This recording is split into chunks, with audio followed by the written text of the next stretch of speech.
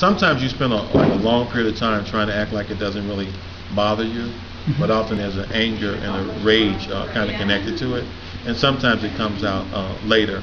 I had a nephew that when he was between ages of 5 to 10 years old, he would have a ball. He played all the time. And the fact that he played a lot kind of protected him from the pain of not having a father at home. As he got older, he started wondering, where is my father? In fact, he knew his father all of like 10 seconds in his life. He talked to his father for about 10 seconds on the phone. So looking for a father figure, he became gang affiliated. And older men in the gang became like his father figure. In fact, what I remember about him was that he was angry all the time.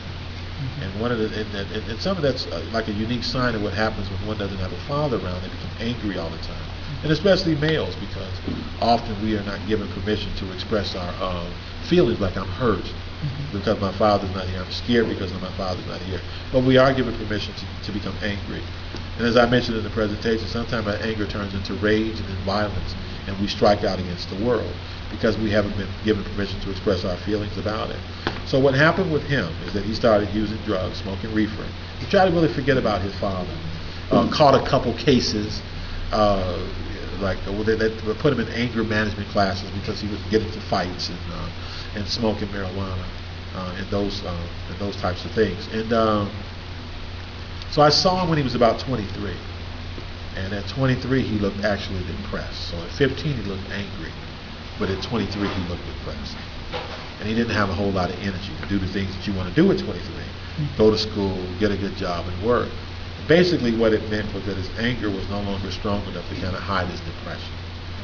So what it requires is for all of us who weren't raised by fathers is to have the opportunity to really talk about it and how it impacts our life. Because we want to make sure that that doesn't affect, like if we were to have like sons and daughters ourselves, that we won't pull away from our own children because of what we didn't get from our father.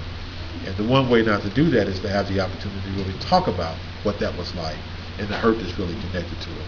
And there's a movement out there. A lot of young fellas don't really know that, where men are getting together with other men and talking about what it was like growing up without a father and how it impacts us to be there for our spouses, how it impacts our ability to be there for our kids, and then supporting each other as we turn our life around. So, one of the main reasons I do this is because I got a lot from my father. But based upon what I did get from my father, I want to make sure the message gets out on how important fathers are.